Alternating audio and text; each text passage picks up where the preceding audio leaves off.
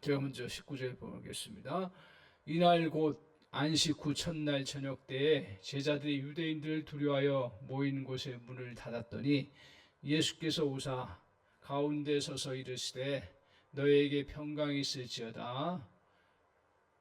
이 말씀을 하시고 손과 옆구리를 보이시니 제자들이 주를 보고 기뻐하더라. 예수께서 또 이르시되 너희에게 평강이 있을지어다. 아버지께서 나를 보내신 것 같이 나도 너희를 보내노라. 이 말씀을 하시고 그들을 향하여 숨을 내쉬며 이르시되 성령을 받으라. 너희 같이 읽습니다. 너희가 누구의 죄든지 사하면 사하여질 것이요 누구의 죄든지 그대로 두면 그대로 있으리라 하시니라. 아멘. 오늘 이 말씀 가지고 같이 은혜 받을 말씀의 제목은 부활의 선물 꾸러미를 받으라. 부활의 선물 꾸러미를 받으라 라고 하는 말씀의 제목으로 같이 은혜 받기를 원합니다. 오늘은 사실 우리에게는, 믿음의 사람들에게는 그런 영광스러운 그러한 주일입니다. 우리 인생의 모든 한계를 깨트리고 주님이 다시 사신 날인 줄 믿습니다. 무덤 앞에서 천사가 고백했던 것처럼 그 한마디를 우리는 기억해야 합니다.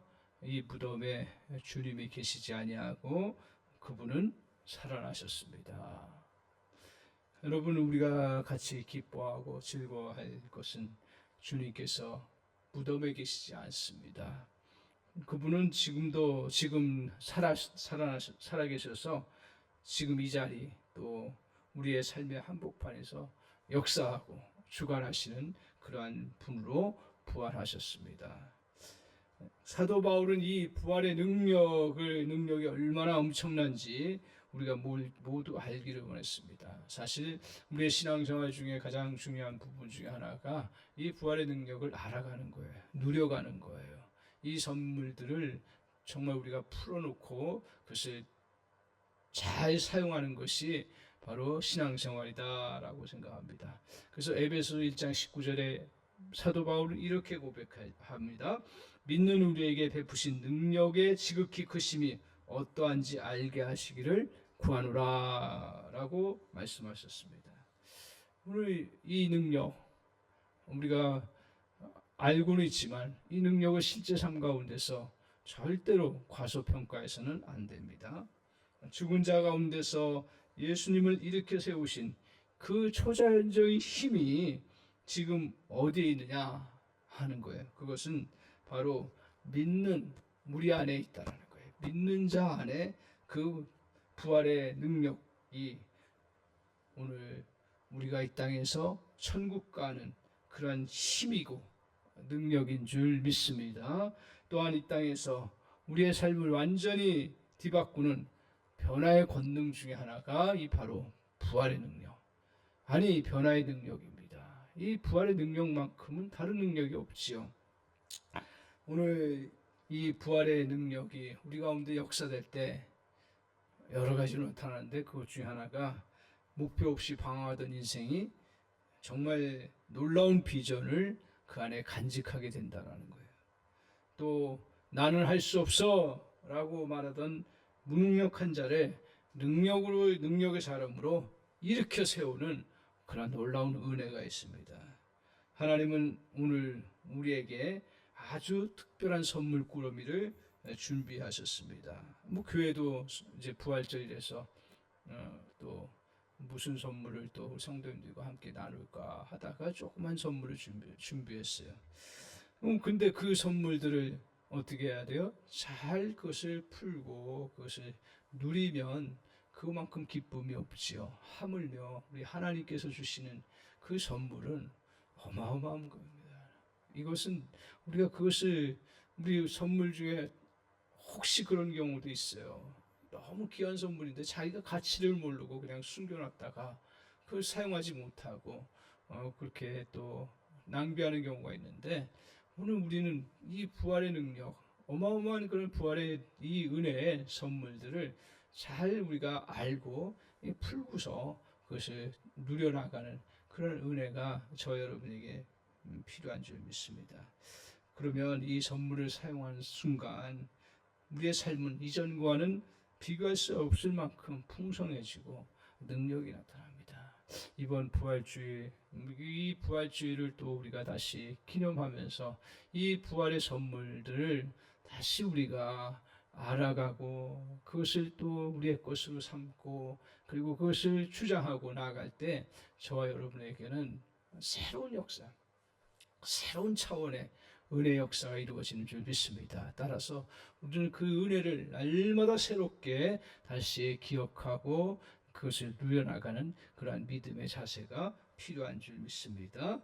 먼저 오늘 세상에 그 자신들을 적대하던 사람들, 두려워서 벌벌 떨고 있던 제자들 향해서 우리 주님께서 풀어놓으신 건데, 그것도 우리에게 풀어놓으신 그 선물인데, 부활의 선물 중에 하나가 뭐예요? 그 바로 평강의 선물입니다. 이 평강의 선물을 우리에게 주셨습니다. 오늘 제자들은 유대인들의 위협 때문에 죽음의 공포에 떨며 모든 문을 굳게 닫아 걸었습니다. 한 발자국도 나가지 못한 채 두려워서 떠는 거예요. 그리고 자기의 목숨이 위태로운 거죠. 그런 제자들입니다. 하지만 그때 부활하신 주님이 그 닫힌 문을 뚫고 들어오셔서 제자들에게 말씀하시고 은혜를 베풀어 주시는데, 오늘 위대한 선물을 선포하셨어요. 그리고 그 선물을 그들에게 주셨어요. 그게 뭐예요? 오늘 이 19절 같이 한번 보고 싶다. 19절 같이 한번 읽겠습니다. 시작. 이날 곧 안식 후 첫날 저녁 때에 제자들이 유대인들을 두려워하여 모인 곳을 문을 닫았더니 예수께서 오사 가운데 서서 이르시되 너희에게 평강이 있을지어다. 이 평강이 있을지어다는 말은 뭐예요? 평강이 너에게 임하는 줄 믿는다. 너에게 평강이. 그래서 주님이 주신 그 부활의 선물 꾸러미 안에 뭐가 있어요? 평강의 선물이 우리에게 주어진 것입니다. 오늘 이 평강은 단순한 위로가 아닌 거예요. 그냥 단순히 마음적으로 좀 안식을 누리는 차원이 아닙니다. 오늘 이 평강은 세상을 향해서 나갈 수 있게 하는 하늘의 능력이라는 거예요. 불안함이 더 이상 우리를 둘러싸지 못하도록 주님은 우리의 삶의 한복판에서 이 평강의 선물을 주고 계십니다. 그래서 이제 두려움을 떨치고 당당히 나아갈 수 있는 은혜가 우리에게 임한 겁니다. 이 주님이 주시는 평강이라는 선물 어떤 것입니까? 그것을 잘 보여주는 게 요한복음 14장 27절입니다. 이렇게 말씀하고 있습니다. 평안을 너에게 끼치노니 곧 나의 평안을 너에게 주노라. 내가 너에게 주는 것은 세상이 주는 것 같이 아니하리라. 너희는 마음에 근심도 말고 두려워하지 또 말라고 그렇게 하셨습니다. 그래서 여기서 뭐라고 하세요? 내가 너희에게 주는 이 평안은 세상 것과 다르다. 세상 것과 다르다. 세상의 평안은 어떻습니까? 아무 근심 없는 상태를 평안이라고 해요. 걱정거리 없는 상태를 평안이라고 해요. 하지만 주님의 평안은 어때요? 많은 어려움이 있지만 담대한 상태를 평안이라고 하는 거예요. 이게 달라요. 그래서 세상에서 주는 평안은 그냥 문제 없어지면 또 좋은 일만 있으면 그게 안정된다라고 하는 평안인데, 오늘 주님이 주시는 평안은 비바람이 몰아치고 막 흔들려도 그 안에 딱 고요히 그것을 흔들리지 아니하고 살아갈 수 있는 그 능력, 그게 바로 평안이라는 거죠. 그래서 오늘 주님의 평안은 어려움이 있지만 담대한 상태입니다. 바람이 불면 세상의 평안은 어떻게 해요? 사라져요.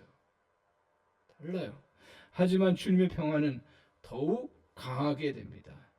세상의 평안은 세상의 난관을 헤쳐나가는 힘이 없어요. 그건 더 유약할 수가 있어요.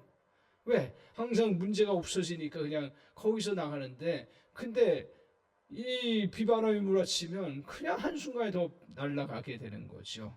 반면에 주님의 평안은 고난을 이겨나가게 하는 놀라운 평안입니다. 따라서 오늘 주님의 평안을 누리는 자에게는 정말 세상을 이길 수 있는 그러한 놀라운 힘과 능력을 덧입게 되는 거죠. 오늘 이렇게 주님께서 이제 이 평안을 선포하시고 나서 그 다음에 뭐라고 하셨는가? 20절을 한번 보세요. 20절 같이 한번 보겠습니다.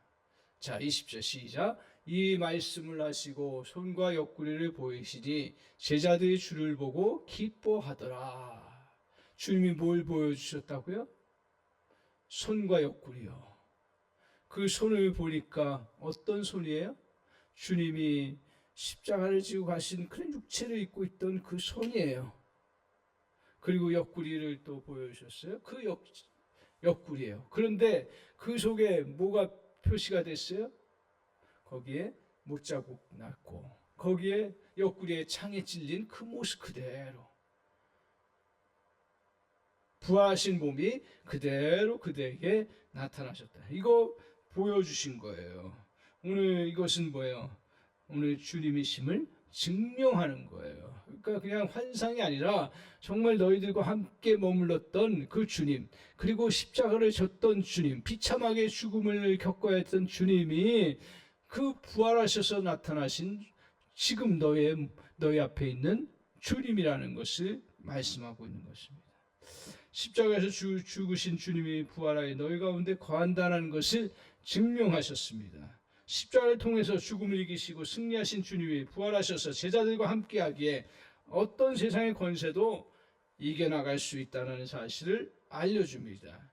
진정한 평강의 선물이 주님의 부활로 말미암아 이루어진 거예요. 이걸 보여주는 거예요. 너희들 함께 있었던 예수님, 십자가를 지고 못 박히고 창에 찔렸지만 그러나 그 주님이 부활하신 몸으로 너희들 가운데 나타나서 참 주님이심을 보여주시면서 그들에게 주신 은혜가 뭐예요? 평강을 주신 거예요. 그러니까 부활의 은혜로 인해서 우리에게 평강의 선물을 주신 것입니다.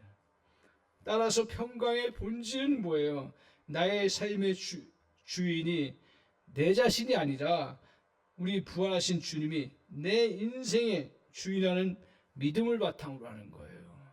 그러니까 평강의 진정한 본질은 내가 주인 되었던 걸 내려놓고 이제 부활하신 주님이 너희 가운데 함께 하셔서 주로서 역사하시고 이끌어 가신다 하는 걸 믿는 믿음이에요. 모든 불안과 염려의 핵심은 내가 주인이 되어 해결해야 한다는 인간적인 교만 때문에 그렇습니다. 이거 엄청난 교만입니다. 우리는 굉장히 이걸 걱정하고 염려하는 건 대단히 머리가 좋고 대단히 신중한 사람이고 대단한 사람이라고 얘기하는데 여기에 주님을 빼뜨리고 자기가 스스로 그것을 다 해결하겠다고 하는 사람들은 엄청 교만한 사람인 거예요. 이 교만을 내려놓고 주님께로 달려가면 우리에게 평강의 은혜가 임하고 그 은혜를 주님이 입혀주세요. 그때 우리를 둘러싸고 있는 불안의 장벽을 벗어날 수 있는 평강을 갖게 되는 것입니다. 오늘 이 은혜가 있어요. 그래서 오늘 우리가 여러 세상에 제자들처럼 그렇게 두려운 일들이 몰려오고 죽음의 순간들이 찾아오고 사망 권세가 찾아올 때 내가 주인 되어서 그것을 풀려고 할 때는 불안. 그러나 주님 부활하신 주님을 붙잡고 의지하는 순간 우리 안에 뭐가 임해요? 평강이 임하는 놀라운 선물의 역사가 우리에게 있습니다. 따라서 오늘 이제 이런 평강의 선물을 우리는 받은 자예요. 그러면 이 평강의 선물을 받은 자에게 주어진 그 은혜 중에 하나가 뭡니까? 그것은 바로 이김의 은혜예요. 이김의 은혜. 그러니까 평강이라는 건 고요하고 잔잔한 것 같지만 그것이 바탕이 되어서 우리에게 이루어지는 결실은 뭐냐? 그건 바로 이기는 거예요. 그러니까 평강이 먼저 임해야 우리가 세상 가운데서 이겨나갈 수 있는 놀라운 역사가 있어요. 세상 거친 비바람이 불고 그런 속에서 고난이 찾아올 때 그 고난을 이길 힘이 뭐라 그랬어요? 평강이에요. 그 평강을 붙잡고 나갈 때 우리의 결과적으로 어떻게 돼요? 이김의 은혜가 이루어진다는 것입니다. 오늘 그 이김의 은혜는 부활하신 주님 우리와 함께 하시기 때문에 이김의 은혜가 있어요. 부활하신 하나님 주님께서 우리와 함께 하셔서 그 결과로 평강이 나타나고 평강을 붙잡고 또 주님과 함께 나갈 때 그때 어떤 역사가 있어요? 이기게 하시는 은혜가 있다라는 거예요. 그래서 요한계시록 17장 14절에 보면 그들이 어린 양과 더불어 싸우려니와 어린 양은 만주의 주시요 만왕의 왕이심으로 그들을 이기실 터이요 또 그와 함께 있는 자들 곧 부르심을 받고 택하심을 받은 자들도 진실한 자들도 이기리라. 오늘 주님이 이기셨기 때문에 그 주님을 믿고 신실하게 따라가는 자들도 이김을 얻게 하신다라고 말씀하고 있습니다. 이게 평강의 선물이 주는 열매예요. 열매예요. 누리게 되는 결과예요. 그러니까 이김의 은혜를 주세요. 또 하나가 있습니다. 그 은혜가 뭐냐? 그것은 바로 누가복음 10장 19절에 있어요. 이렇게 말씀합니다. 내가 너에게 뱀과 전갈을 밟으며 모든 원수의 능력을 제어할 권능을 주셨으니 너희를 해칠 자가 결코 없으리라. 무슨 말씀입니까? 큰 문제 앞에서도 우리를 해치려고 하는 그 적들의 세력들 온갖 것들로 우리의 뱀처럼 우리를 향해서 공격해 올 때에도 그것을 어떻게 해요? 제어할 능력을 주신다. 그리고 뱀과 전갈이 우리를 쏴도 그것 가지고 우리의 독이 퍼지지 않고 이길 수 있는 은혜가 있다. 그래서 우리는 큰 문제 앞에서도 담대히 이길 수 있습니다. 원수의 모든 능력을 이길 수 있습니다. 우리를 해치는 것들을 막아낼 수 있습니다. 그래서 오늘 우리가 이 땅에 살면서 종종 불안이 찾아옵니다. 세상이 너무나 악하고 더럽고 예기치 않은 일들이 많이 일어나고 앞날을 생각하면 불안하기 짝이 없습니다. 이런 것들이 우리의 존재 근거를 흔들기에 불안한 경우가 많습니다. 사람마다 다르게 찾아오죠. 또 상황마다 다르게 찾아오죠. 어떤 이는 미래의 일들에 대해서 생각만 해도 그 불안이 찾아오는 거예요. 직장에서 직장 다니는 사람들은 또 직장 일들 감당하려고 하니 불안이 찾아오는 거예요. 또 사람 관계 때문에 많이 힘들어서 불안이 찾아오는 거예요. 어떻게 저 사람을 내가 또 감당해야지 하는 것 때문에 우리에게 불안이 갇혀요. 경제적인 문제로 인한 불안도 찾아옵니다. 오늘 이런 불안이 우리를 수없이 가두어 놓습니다. 제자들도 가두어 놓은 것처럼 이때 주님이 그것을 극복할 수 있도록 평강을 주셨습니다. 그 극복할 수 있는 은혜를 더 우리가 누리기 위해서 우리는 이 평강의 근거를 잘 알아야 합니다. 오늘 부활하신 주님은 하나님 또 권세를 받으셨습니다. 하늘과 땅에 있는 모든 권세를 위임받으셨어요. 부활하신 예수 그리스도는 모든 이름에 뛰어난 이름이 되셔서 하늘에 있는 자들과 땅에 있는 자들과 땅 아래에 있는 모든 자들이 그분 앞에 무릎 꿇고 경배하며 주님이라고 고백하게 만들었습니다. 하나님은 온 우주 만물을 통치할 왕권을 예수 그리스도에게 주셨어요. 그러므로 예수님은 제일 권세 있으신 분이시고 능력 있으시고 강하신 분이에요. 이분이 부활하신 주님이시에요. 그래서 이 부활하신 주님께서 우리에게 약속하셨어요. 뭐라고 얘기하냐면 볼지어다 내가 세상 끝날까지 항상 너희와 함께 있으리라. 네가 어디를 가든지 내가 동행하겠다라고 말하고 있습니다. 그러므로 우리는 혼자가 아니라는 사실을 항상 기억해야 합니다. 부활하신 주님, 하늘과 땅의 권세를 가지신 그분이 우리 인생의 주인으로 우리 안에 사시는 것입니다. 그러므로 부활하신 주님을 의지하고 나가면 되는 겁니다. 부활하신 주님을 오늘 믿는 사람은 불안하지 않습니다. 그래서 평강이 임하는 거예요. 그 은혜가 저와 여러분을 붙잡고 있습니다. 우리의 믿음이 강하면 강할수록 불안은 어떻게 해요? 침범하지 못할 것입니다. 따라서 오늘 우리가 기억하고 붙잡아야 될 건 부활주의를 맞이해서 다시 우리는 기억하고 나아가야 되는 게 뭐냐면 주님을 축소해서 보게 만드는 것과 싸워 이겨나가야 되는 거예요. 우리에게 부활하신 주님을 제대로 봐야 되는 거죠. 제대로 믿고 나가야 되는 거죠. 부활하신 주님은 돈보다 크십니다. 부활하신 주님은 권력보다 능하신 줄 믿습니다. 부활하신 주님은 세상의 물질의 신보다 더 능력이 많으신 줄 믿습니다. 부활하신 주님은 죽음을 이기셨습니다. 부활하신 주님은 세상을 이기셨어요. 세상의 모든 권세를 이기셨습니다.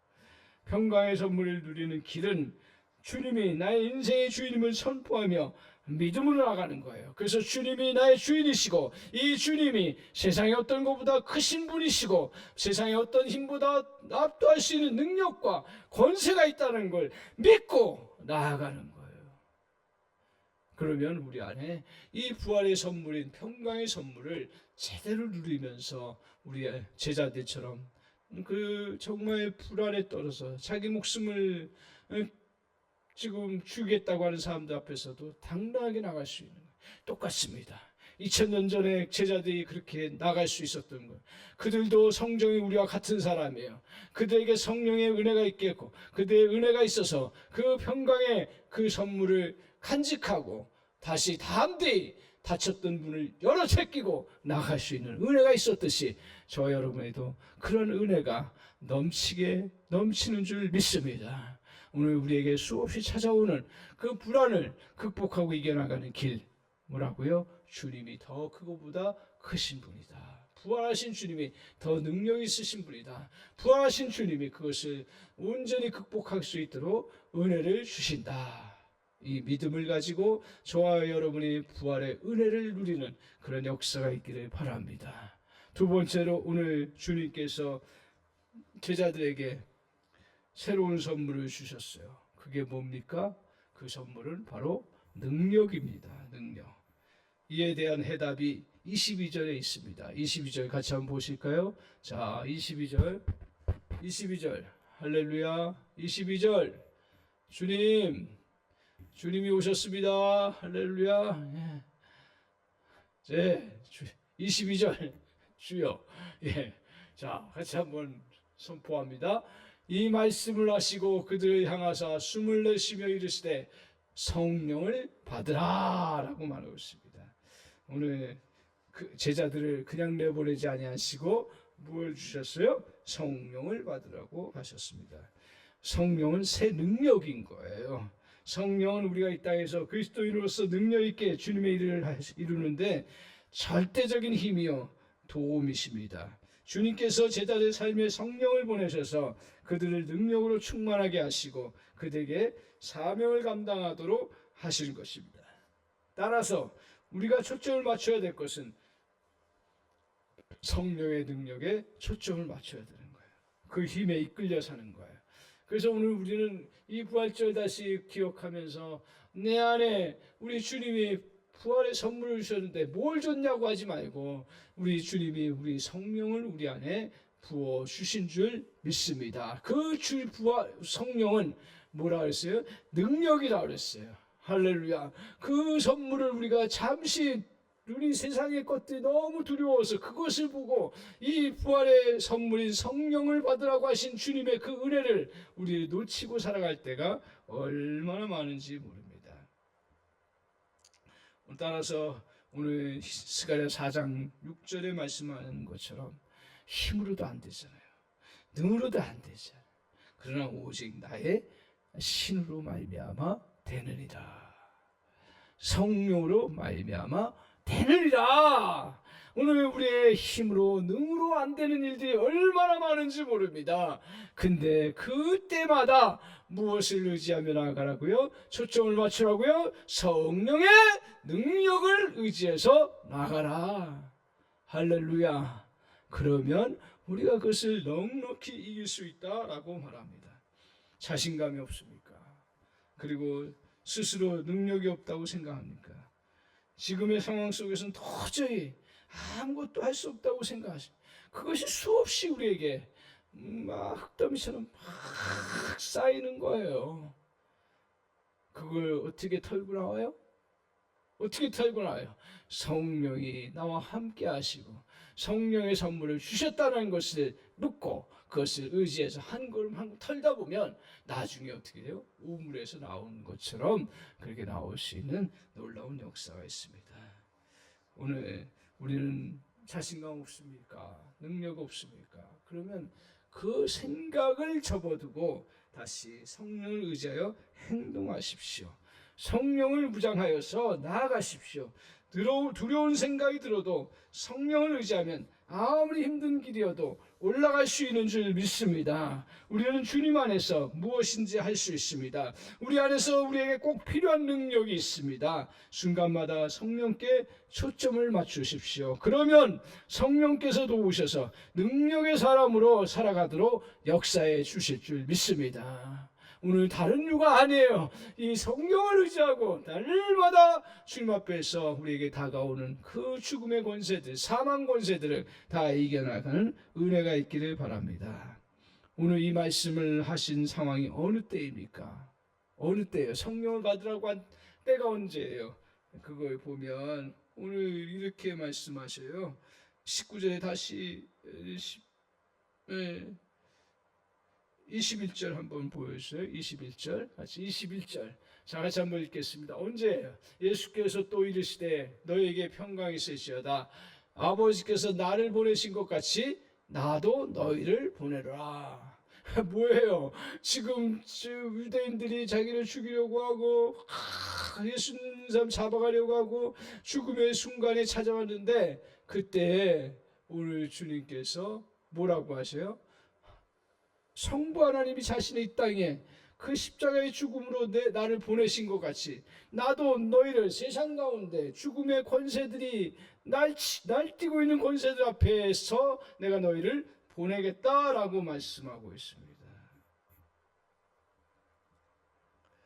오늘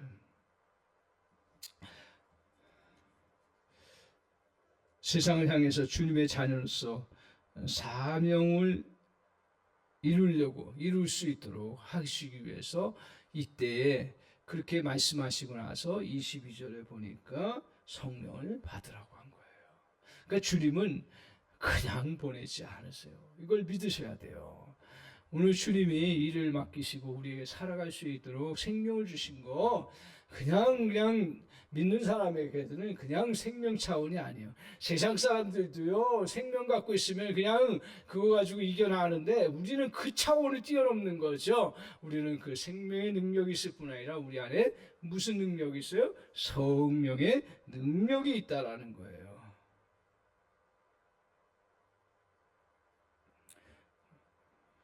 오늘 부활하신 주님은 우리가 세상에서 어떻게 하라고요?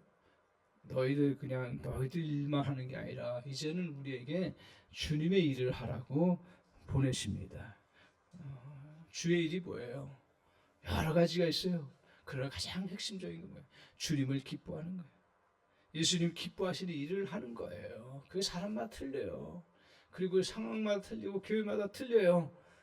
보편적인 것들이 있지만 그 예배하는 거 기뻐하시고 또 주님 앞에 전도하는 거 기뻐하고 하지만 우리의 또 일상생활 속에서도 주님이 기뻐하실 일을 위해서 돈을 버는 거, 또 주님이 기뻐하실 일을 위해서 가정을 잘 세우는 거, 주님이 기뻐하실 일들을 위해서 사람들을 또 화해시키고 또 그들을 격려하는 거, 이 모든 그러한 일들이 주님의 일들이에요. 그래서 오늘 우리가 이런 일들을 해나가려고 할 때 얼마나 힘든지 몰라요. 너무너무 힘들어요. 그런데 오늘 우리에게 그 일들을 감당할 수 있도록 성령을 주셨다는 거예요. 그러면 성령이 의지하고 나아가요. 근데요, 성령 의지하고 나아가면 어떤 은혜를 주시냐면 23절을 한번 보세요. 참 이 말씀이 우리에게 확 다가오지 않을 수 있어요. 그러나 저 말씀이 진리예요. 자, 같이 한번 읽겠습니다. 시작. 너희가 누구의 죄든지 사하면 사하여질 것이요 누구의 죄든지 그대로 두면 그대로 있으리라 하시니라. 아멘. 자, 우리에게 뭘 주신다라는 거예요? 우리가 성령 의지하여 복음을 전하고 믿음의 일들을 하면 어떤 일들이 벌어져요? 죄가 사해지는 역사가 이루어져요.